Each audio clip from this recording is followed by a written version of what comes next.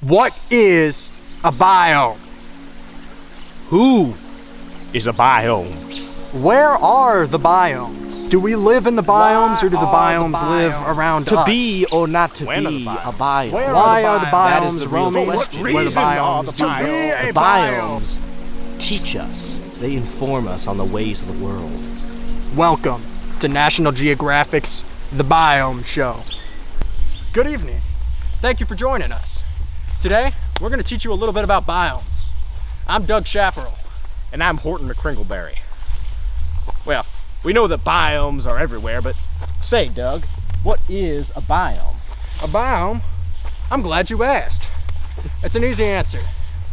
A biome is a group of ecosystems that share similar climates and typical organisms. Wow, very interesting, Doug. It is indeed. I'm glad I knew that one off the top of my head. Let's start by taking a closer look at one of the most fundamental aspects of a biome, and that's the climate. Hey Horton, what two aspects are most important in determining what makes a climate a climate? well, Doug, I can tell you that right now, and that is temperature and precipitation. Temperature and precipitation. Indeed, Doug. And you know why those are important? Because temperature makes things hot, cold. And precipitation makes things wet or dry. Now, we got a nice base understanding of what a biome is. That's right, we got a solid, down-to-earth, real, in-depth understanding. So, there's various types of biomes all over the world. All over. But how are we supposed to differentiate all of them? What we need is experts on every type of biome, starting with our first one over here. Follow us. Oh, hi there. Hi there, Granny Smith. How are you doing today? I could use some big, strong men to show me where I can get a biome. Well, actually, Granny Smith, we can't do that because biomes are not objects that we can just move around like that, okay? That's just not how it works. We can't just give you a biome. We can't just show you where one, like we're in one right now. Sorry.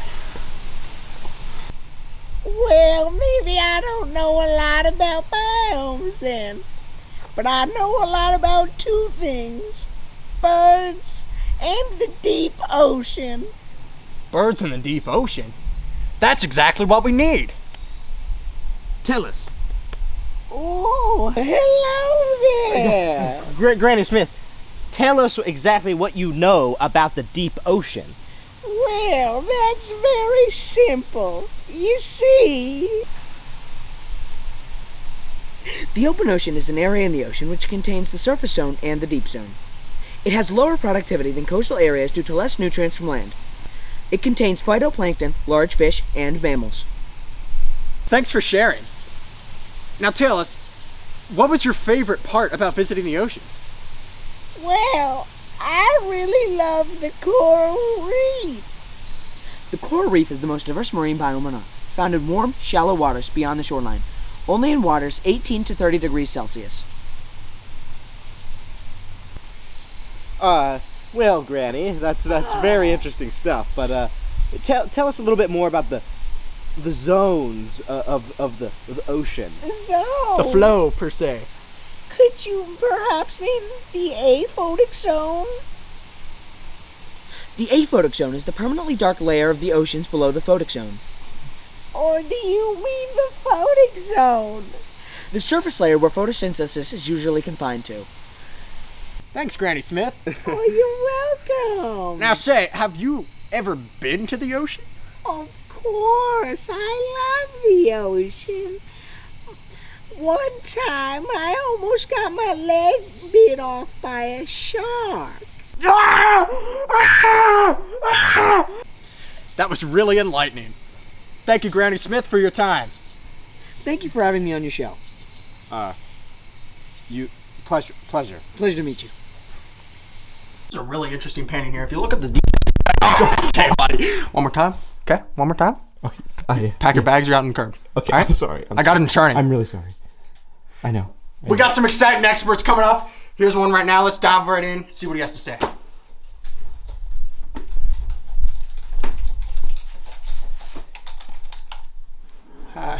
My name is Cloud Pansy Cutchins, and I'm here today to talk to you about lakes.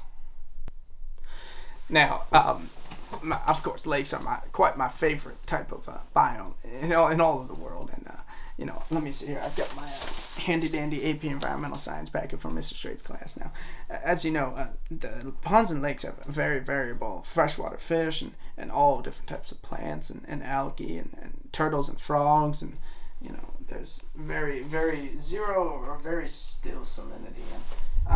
And there's 4 zones. There's the littoral, which is shallow and has emergent plants because there's plenty of light there. The limnitic is the open water, so there's plenty of fishies swimming around in there. God, I love fishies. And now the benthic is my favorite because there's all kinds of critters crawling around in the mush at the bottom there. And the profundal is below the limnitic, so there's no light there. There's not much down there, but of course. I love it all. There's all kinds of pollution that's destroying. What's taking so long to... Oh, you're our lake expert here. I am. I'm Clyde McCutcheon. Horton McCringleberry. Why would anyone want to live in a lake? Well, the lake's quite exciting. I love the lake. I almost died at the lake. Oh, really? What happened to you? I got attacked by a snapping turtle. I love the lake. The lake is quite beautiful at this time. Oh, no! Oh. Man, that was really unfortunate, but really funny. Next clip, please. Deep in the heart of the jungle, a new rhythm is brewing.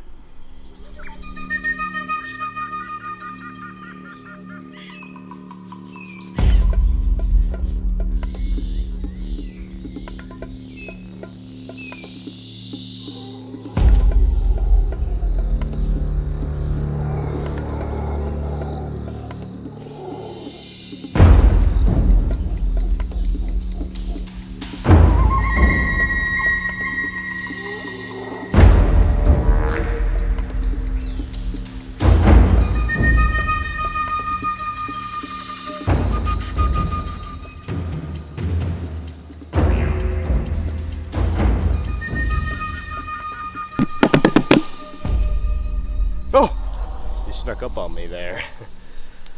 My name is Gregory A. Shrobanoff.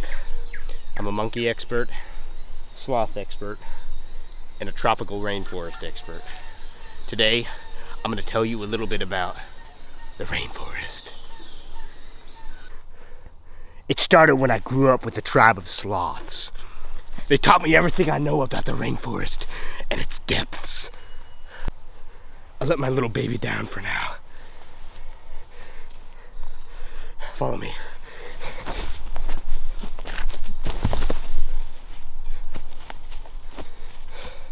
Now, some would say that the rainforest has a very high primary productivity. Others would say it's extremely high. This is because the climate is especially hot. There's plenty of water, lots of rain. That's why they call it a rainforest. And there's monkeys.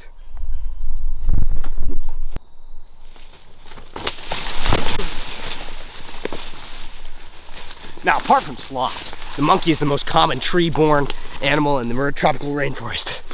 Oh, there's one right now. Come on, Mittens! Come on, Mittens! He's a little unresponsive right now. I saved this guy from a temperate rainforest back in the summer of 1964, but seems like he's unresponsive since. Come on, Mittens! Come on, Mittens! Come on! There he is. Sorry, you don't want to talk to me anymore? He's acting like a tough guy right now. I tried to show him the climatograms. This place, precipitation was way higher, temperature was way higher. I thought it'd be a good fit for him, but I guess he likes his old home more. Isn't that right, Mittens? Mittens? Mittens? Come on, Mittens, please, come on, come back to me. Cut the camera.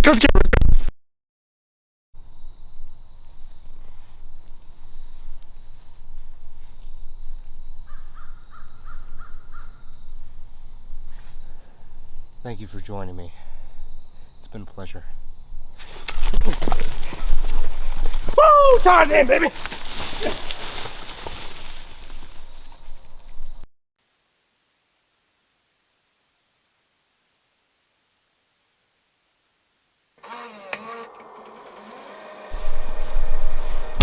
it working, Phil?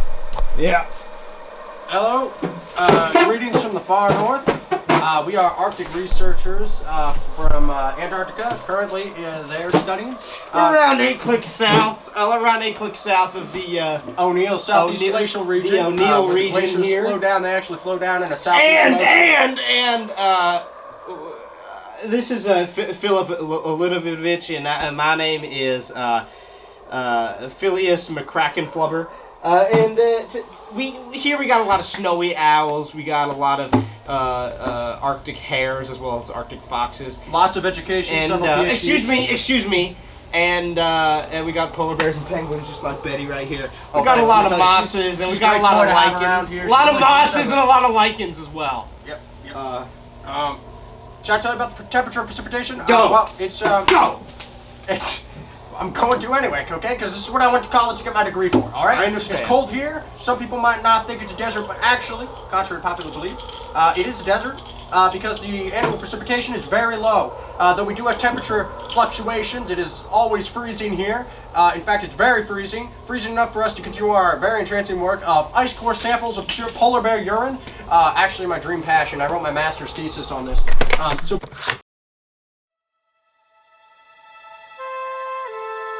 What's my name? Funny you should ask. My name's Doug McClintock, and I'm a grasslands ranger.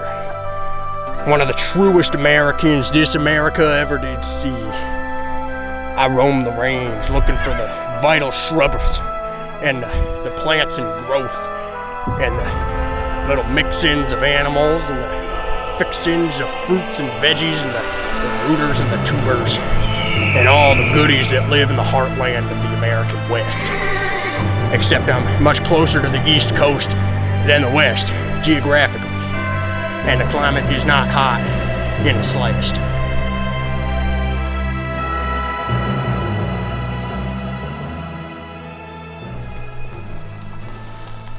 Birds, bunnies, deer, and most importantly, grass. Or should I say, the prairie. You see, the temperate grassland is my favoriteest of all of the biomes in the world. It's got temperate seasons mixed with a cowboy-esque atmosphere. And that's why I love it. Yeehaw!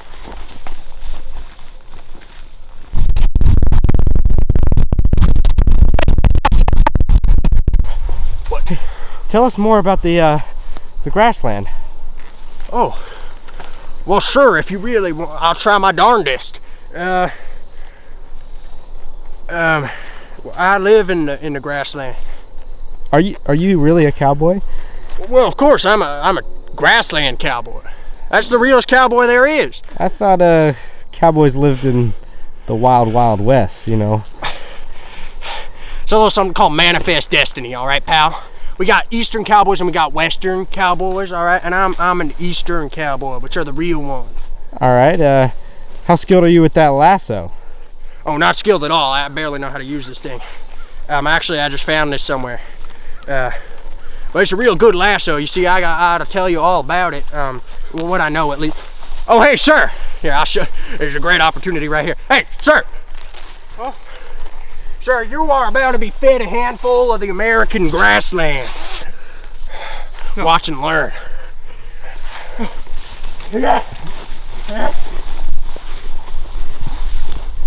got a live one. That's what I say when I got one.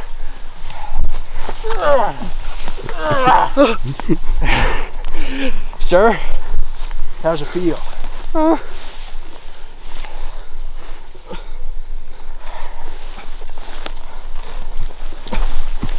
Howdy, partner. What you doing on this fine day? I'm just going on a jog. A jog? Why are you jogging through our nation's prairies, huh? These are protected lands. This is a forest in the middle of Pennsylvania. I'm not sure what you're talking about. This is the prairie. Are you sure you know what you're talking about, sir? Of course, I'm a grasslands ranger. I'm a cowboy. Are you all right? Why did? I think I just need to get home. All right. Bye, feller. Love to see him. And watch this. Round 2 always spooks him. Back here! I ain't done with you yet. But anyway, it's not too warm, not too cool. It's got some seasons, and it's all around a great time to be here. So thank you for joining me, and stay prairie out there, if you know what I mean. See you, partner.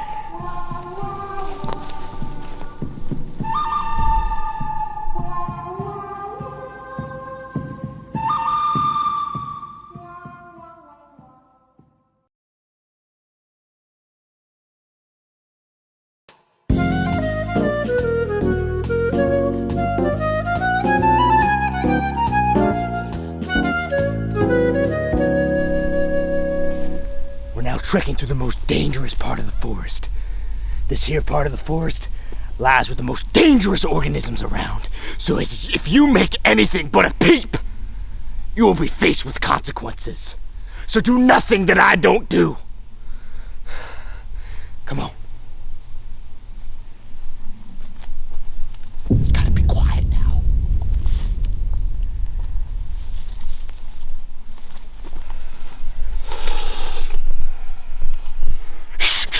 I think I hear something yonder. An organism lies there. Now this here part of the forest, there's a lot of oligotrophic lakes around here. Now the organisms, they can't lie in the oligotrophic lakes because of the nutrients. They need nutrients to sustain themselves. They need the eutrophic lakes. But the oligotrophic lakes, they don't have nearly as much nutrients as they need. So what they do is in turn they feast on human beings such as myself. Now, down there, that's where the wild Boralugi is. And that's where my grappling hook comes in handy. So stand back, it's my kid Ugly.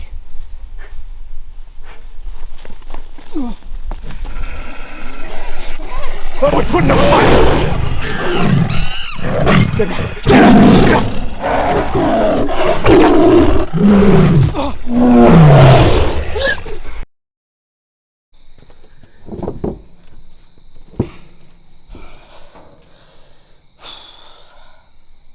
Well, thank you for tuning into our show here.